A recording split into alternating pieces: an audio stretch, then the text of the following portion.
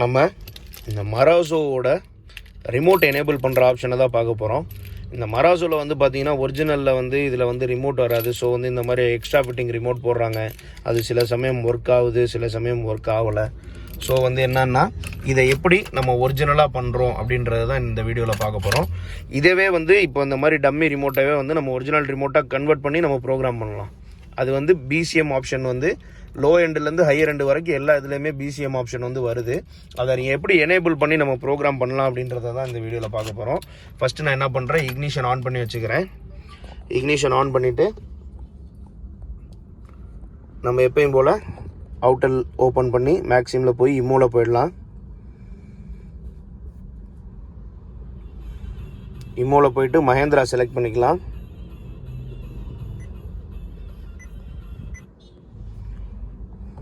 Mahindra select பண்ணிட்டு நான் manual செலெக்ஷனில் போகிறேன்.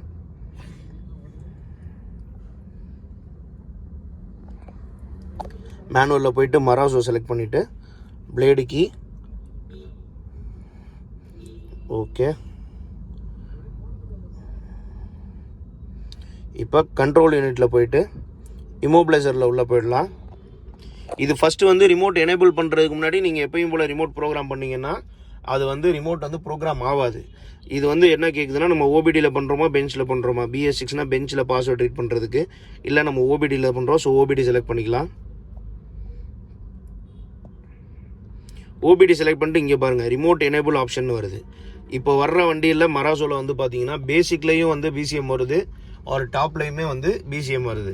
எப்படி நம்ம கம்பெனியில் ஒரிஜினல் கீ மாதிரி ப்ரோக்ராம் பண்ணுறாங்களோ அதே மாதிரியே நம்ம இப்போ ப்ரோக்ராம் பண்ணிடலாம். இந்த ரிமோட் எனேபிள் ஆப்ஷனை கிளிக் பண்ணிவிட்டு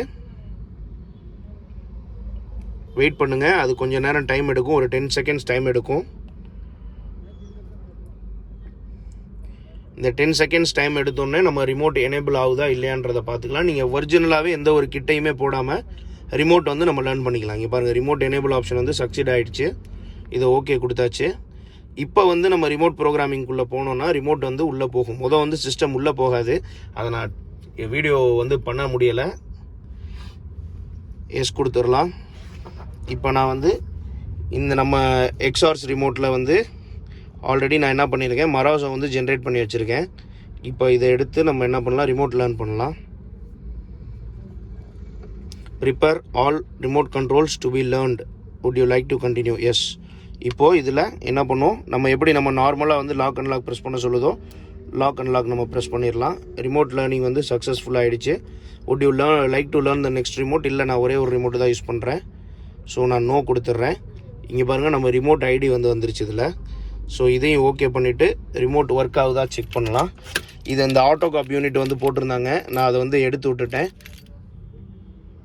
ஸோ இப்போ நான் அந்த ஒரிஜினல் ரிமோட்டை வந்து நான் உங்களுக்கு ஒர்க் பண்ணி காட்டுறேன். பாருங்கள், லாக் அன்லாக்.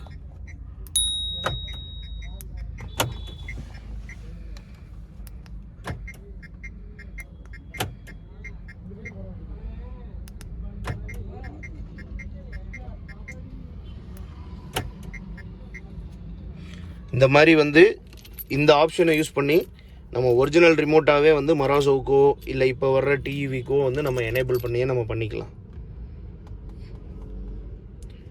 தேங்க்ஸ் ஃபார் வாட்சிங்.